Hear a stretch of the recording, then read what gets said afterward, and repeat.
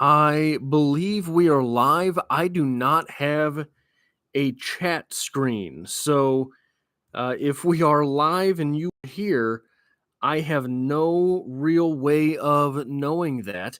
So I've got a story to cover that I wanted to get into, and then we will maybe have some time left over for other stuff. But something strange keeps happening to the Kansas City Chiefs. Something strange keeps happening about the Kansas City Chiefs. I'm not sure exactly the nomenclature that one would wish to apply to this sort of thing, but sourced from Arrowhead Lines on Arrowhead Pride, as I often do here, give credit where it's due. ESPN has an article ranking NFL team wide receiver, tight end, running back talents for the 2024 top players. It lists Kansas City at 14th. 2023 rank 19th. 2022 rank 16th. Now, there's something interesting about that, and it's this. I'm going to read the blurb and then go on something of a rant, perhaps even a tirade.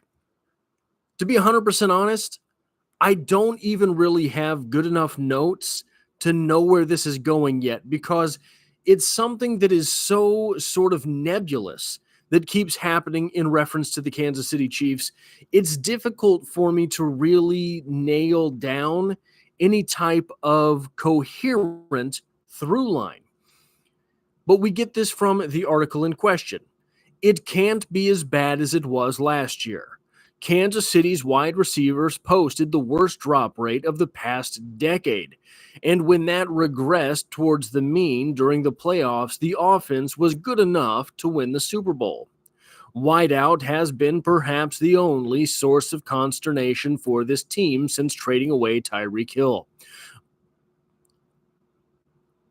But the roster is deeper than it was in 2023.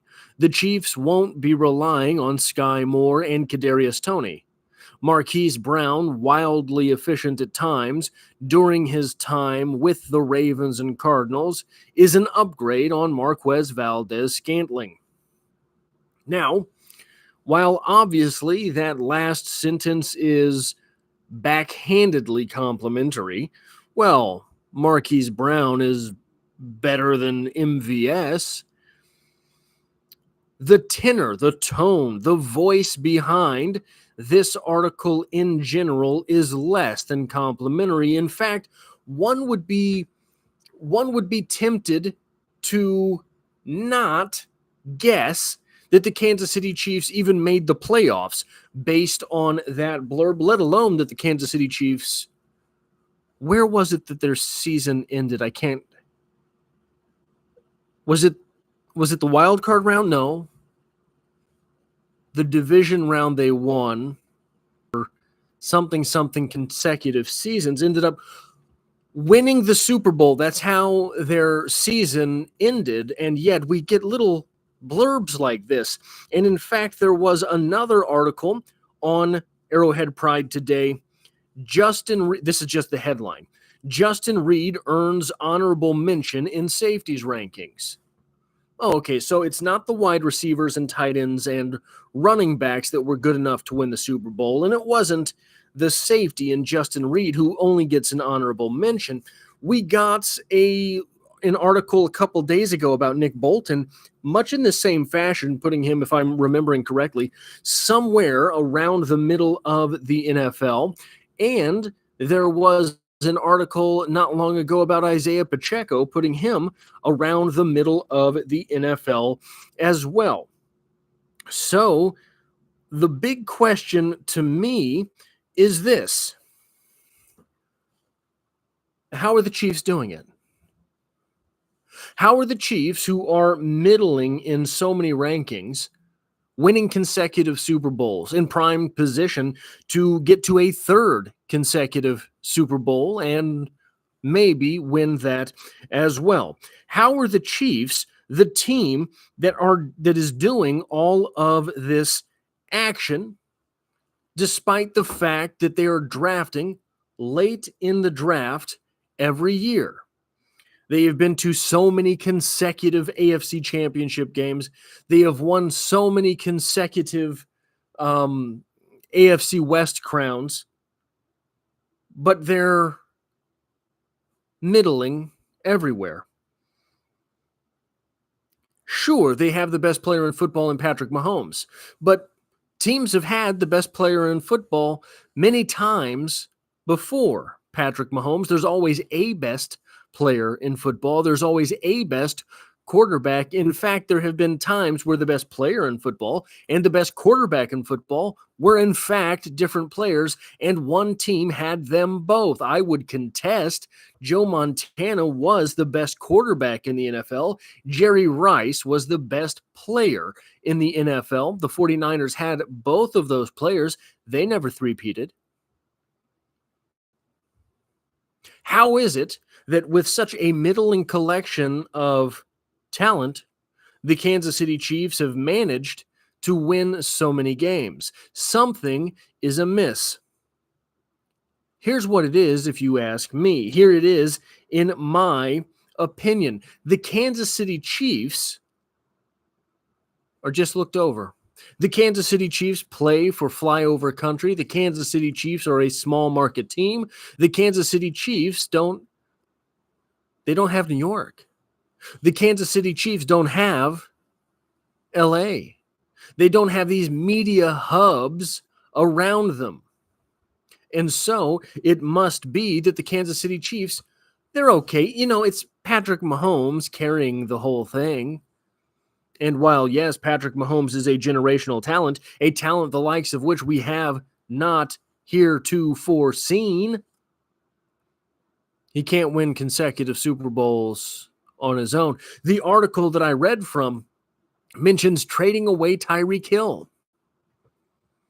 Mentions trading away Tyreek Hill. The Chiefs have won more Super Bowls sans Tyreek Hill than they had with Tyreek Hill.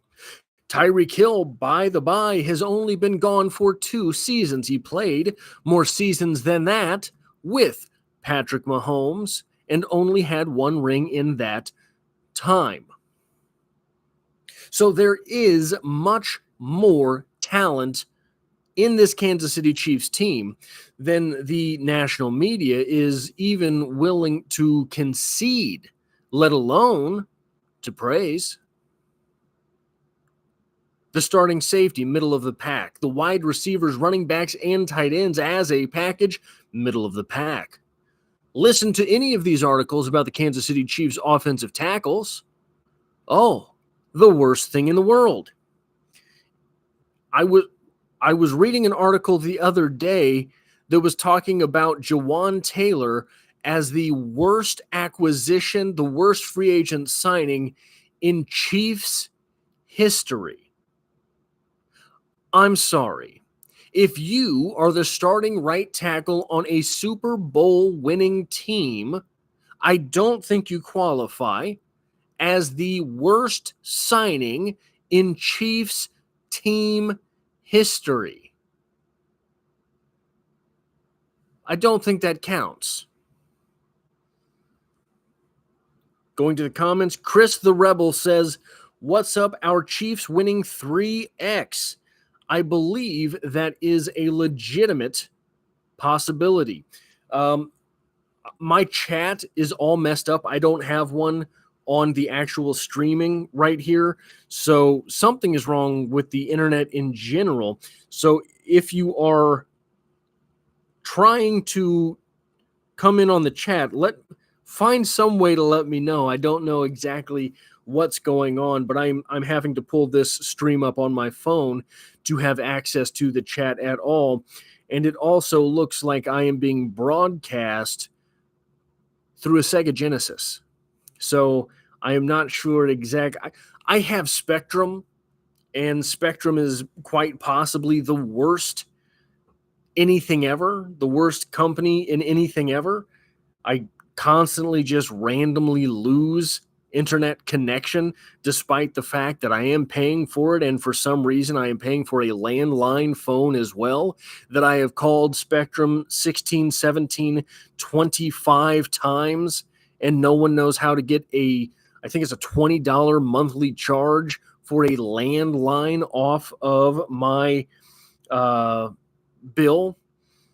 Scott, Jacob, and James, thank you for chiming in as well. Looks like I do have connection. Scott says, let's go Chiefs. Indeed. Jacob says, this looks like Sega CD game. Sega Dreamcast. We are here on the 3DO. Anybody for those references? 3DO? James says, chat. Chris says, Royals are looking good this season too. I say Chiefs do it. Too dangerous with number 10 and fast wide receivers. It is interesting because this might be the first time we see Isaiah Pacheco really become what it is that Isaiah Pacheco can be. I have probably at times this preseason sounded a little bit judgmental or dismissive of Isaiah Pacheco, and I do not mean for that to be the case. If these graphics get any worse, I'll be max headroom. But Isaiah Pacheco is Isaiah Pacheco at his peak. When you think about what Isaiah Pacheco can be, would be a speed running back with a power option. Not the other way around. Not a power running back with a speed option. He has a 4.37 40-yard dash. That is the most dangerous aspect of Isaiah Pacheco's game. Isaiah Pacheco has faced many crowded boxes because Isaiah Pacheco has not had a complementary wide receiver core. If you want to stop Travis Kelce, you don't have to put a safety 30 yards deep. It's just not Travis Kelce's game, and especially at this point in his career, if you want to stop Travis Kelce, you crowd the box. Well, if you want to stop a running back, you crowd the box as well. So defenses have been able to do that and get away with it because the Kansas City Chiefs wide receivers have not been much to write home about. So, Chris, I think you're absolutely correct.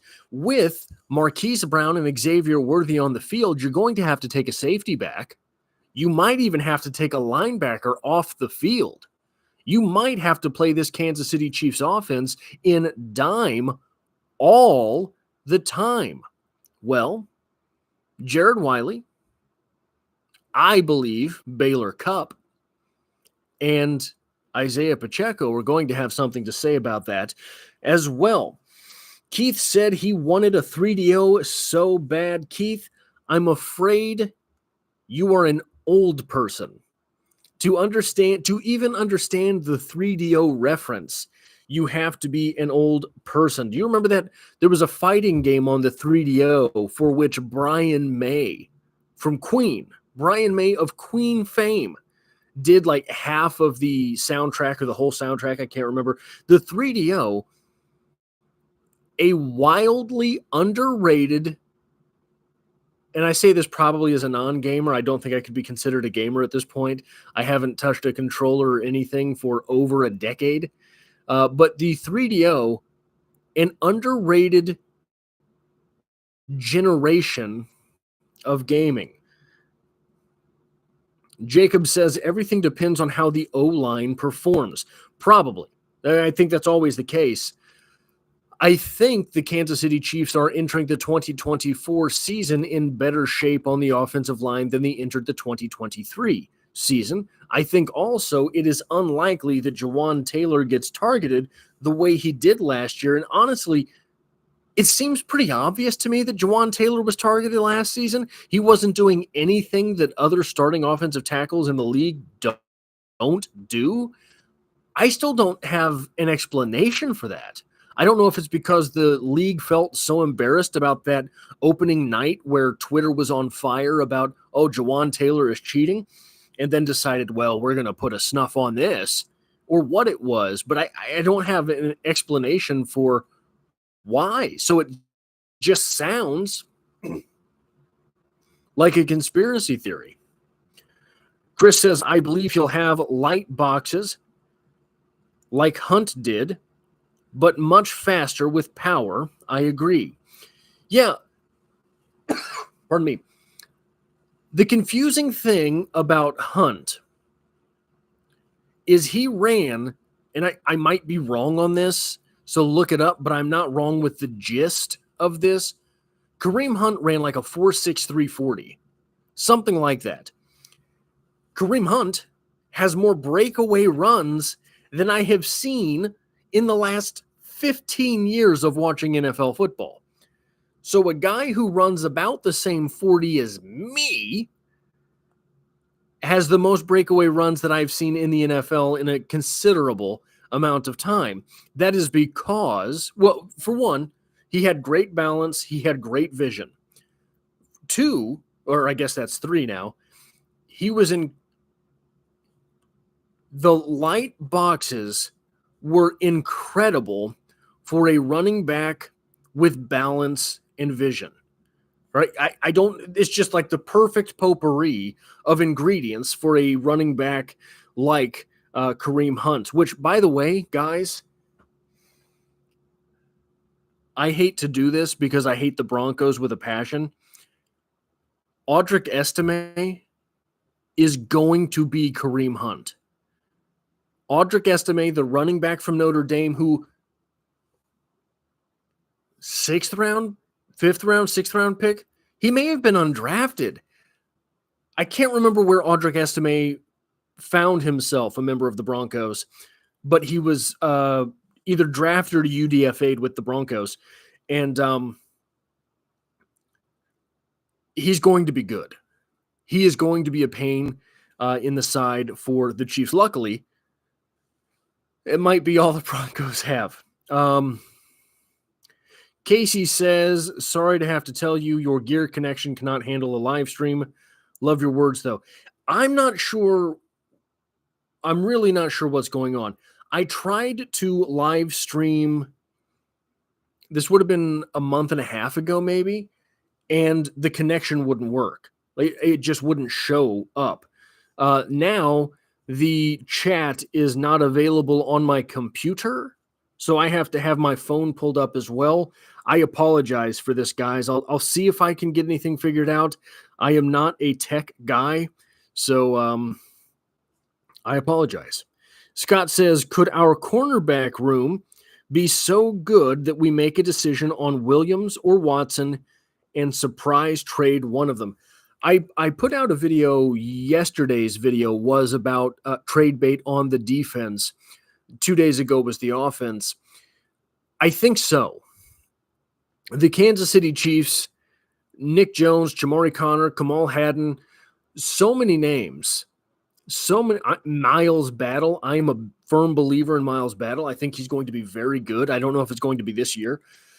They have so many names that they have a glut of cornerbacks, and I don't know if you can sneak them all onto your practice squad. So something interesting is going to have to happen there. Whether that is someone gets snuck onto the practice squad or attempted to and likely snagged the way who was the Khalef Halassi last year was snagged as the Kansas City Chiefs tried to pass him through waivers. I don't know that you're passing any of these guys through waivers. If you believe that any of them are on the same tier as Williams and Watson, you have to trade either Williams or Watson because they're going to be the only two that have the trade value because they have starting level snaps. They have actual starts in the NFL. And like I say this a lot, but I think it's genuinely and generally underrated. A general manager can sell that to a fan base. It gets underrated because I think that it is something that doesn't ultimately make football sense, right? Who cares what you can sell to the fans? When you start winning games, you've got the fans on your side. But you can cause a mutiny in the fan base, and if your picks, your trades, etc., don't work out, it becomes very problematic very fast. If you can acquire players that you can sell the fan base on, they're not going to mutiny as fast, even if you end up losing. So I think that it is possible that Williams or Watson finds himself as part of a trade this preseason, but only if there is another cornerback that the Kansas City Chiefs believe is on their level. Brenda says, really pixelated stream sounds good. This is a Lego stream, by the way. This is sponsored by Lego. After losing monetization, I picked up sponsorship from Lego. So this is the Lego Movie Scrambling Armchair. Jacob says to Scott, I've heard Nick Jones has had a great offseason, so he could be a dark horse. I haven't heard too much on Nick Jones. I heard a lot about Chamari Connor last year, and Chamari Connor ended up playing some nickel corner, some safety, some strong safety, and some weak safety, I think is what it was. But having experience at all three of those positions, because look, when you start getting into non-tier one players, Trent McDuffie, tier one player. When you start getting out of that, you're talking about roles. And if you have Chamari Connor that can cover the nickel role, that's as good as being a third safety while also being able to contribute, or a third corner, while also being able to contribute at the safety spots. Chris says Broncos and Raiders, yuck. I'm telling you, if we can find some way to wrestle Audric Estime away from the Broncos, he would be a great addition. Chris also says, Leo going to have a big year. My prediction, I think so too. Leo Chanel has had an outsized impact compared to his snap counts as long as he has been in Kansas City. If you go and you tally up stats per snap, there was I can't remember. There was an article about Leo Chanel. I think I made a video about the article where they mentioned in the Super Bowl where he had a sack. And then they didn't even mention the fact that he blocked the field goal that ended up being the point that made it at the end of the game where it was tied. If the 49ers had made that kick, they would have had the lead. So didn't even mention that, right? Chris also says, man, I miss Eric Berry and Jamal Charles 25. There are a lot of Kansas City Chiefs that really would have deserved to be part of this era. My favorite Kansas City Chief growing up was Marcus Allen.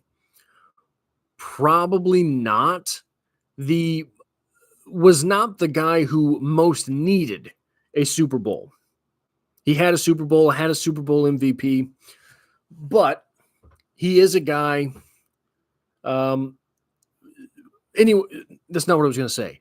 Guys like James Hasty, guys like Marvcus Patton, guys like Eric Berry, guys like Jamal Charles, guys like Derek Thomas, guys like Mark McMillan, Mike Mislowski, the guys that you know absolutely ground their faces down for this franchise.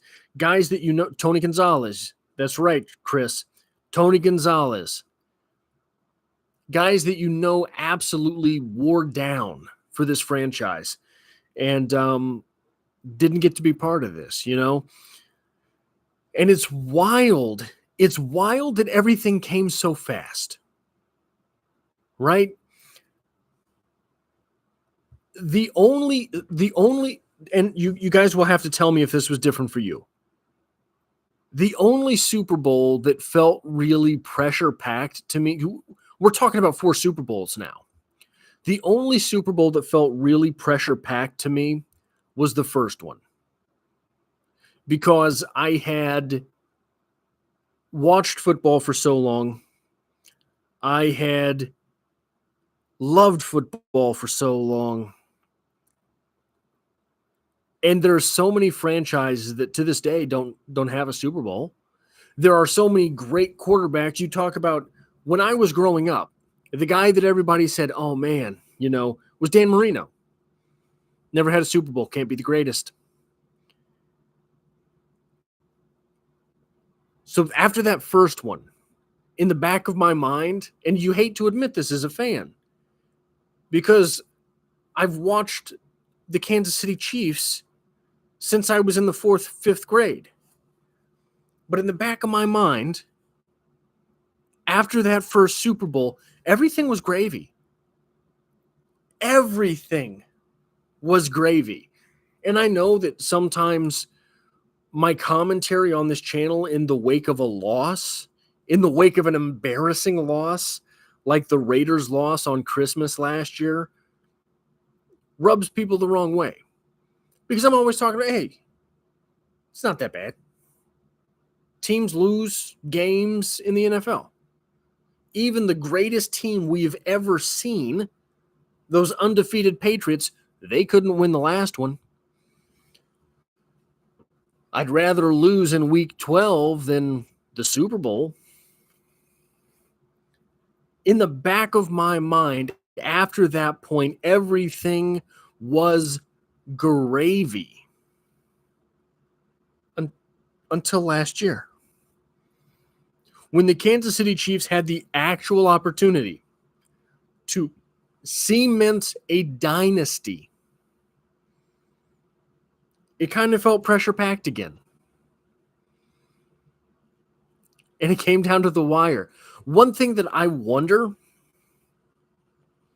so many Super Bowls are duds. And it's difficult when your team is in the Super Bowl to get any real perspective on that Super Bowl. Both of these Super Bowls against the 49ers, are they classics? The Eagles game, is that a classic? The alleged Buccaneers Super Bowl that I'm not sure ever actually happened. No one can convince me that game happened. Obviously not a classic. Scott says, who will win the AFC North, South, and East?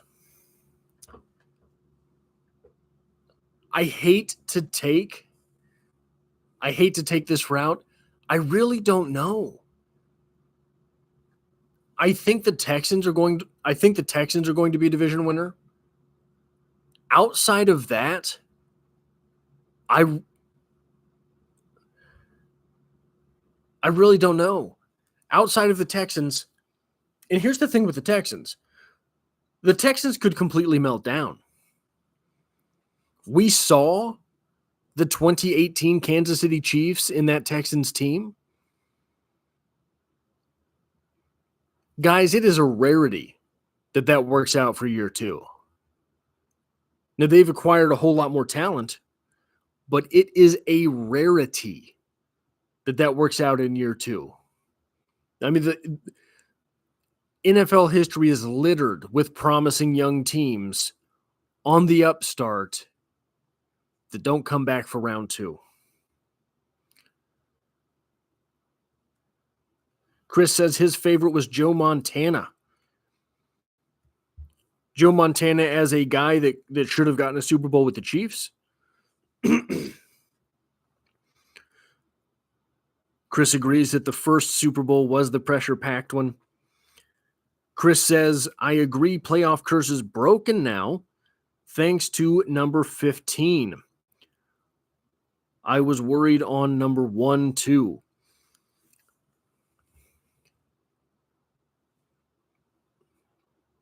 You want something difficult to talk about? Might be if you want to talk about curses. And I do not bring this up in a. So here's the reason I haven't made this video. I'm not sure how to breach this topic in a respectful manner. I know how to breach this topic in a respectful manner. I don't know that the tenor comes across.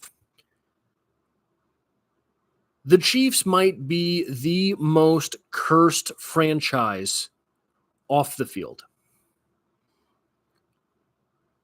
When you think of the tragedies that have happened to this team, players on this team, I've done a little bit of research. I believe, and don't quote me on this, I believe the Kansas City Chiefs have had more active players die than any other team in the league. I might be wrong. If this is something that's at least the way I went about it, maybe there's an easy way to go about it. The way I went about it was difficult to find. Every summer, I think for about a week, how am I going to make a Joe Delaney video? And I don't know that I am the creator necessary for that, right? I know this sounds pretentious. I know this sounds in a way that nobody wants to hear about. I feel necessary in my soul to make a Joe Delaney video and to drop it on Joe Delaney Day. I don't know that I have the tools. Does that make any sense? I don't know that I have the tools to make that video and do the situation justice, so I can't do it. So the next step was, the Joe Delaney thing happened and I knew about it. My whole life I've known about it. The Derek Thomas thing happened and I've known about that, right? That was a huge moment for me as a kid. The Javon Belcher thing happened. I don't know how to make that video either, right? So hopefully, as I grow as a creator, I will find the voice necessary to do those things. Chris says, the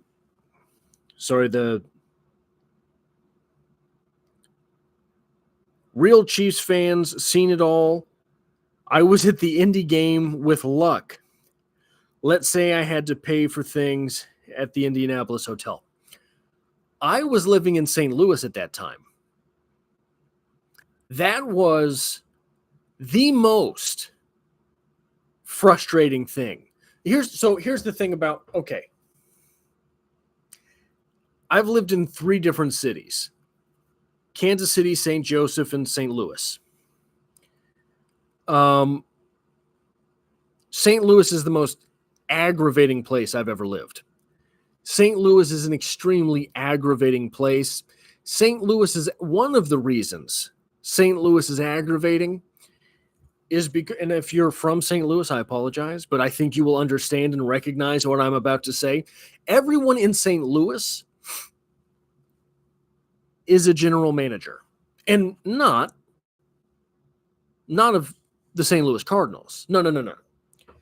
Everyone in St. Louis is a general manager of the St. Louis Cardinals, the St. Louis Blues, the Rams, no matter where they play, and whatever team you're rooting for as well. And that was a time where the Rams were struggling, but the Chiefs found themselves in the playoffs. That was a time where the Royals were good. That was the first time the Royals were good, right? It was so utterly pleasing to rub these things in the St. Louisians' face. And then the Chiefs go and did that in the playoffs. That was so hard. I had to eat so much crow. after that. I was just yucking it up at that point. That was a wild time too, because the Chiefs were good. The Royals were good. and the Tigers were in the SEC championship, the football, for football. So, guys, I might be wrapping things up here. If does anybody else have anything else they want to throw at me in the last couple of minutes here? Been on for almost 35 minutes now. I apologize for the quality of this live stream. Something's not right. I don't know if it's on my end, the hardware end, the connection end, the YouTube in general end.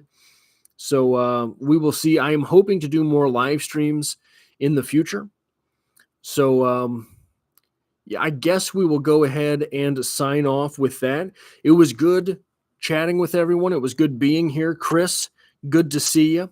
Scott, good to see you. Jacob, Brenda, Casey, Keith, quite a few people here and contributing to the evening. And as always, hey guys, I hope to have you back for the next one.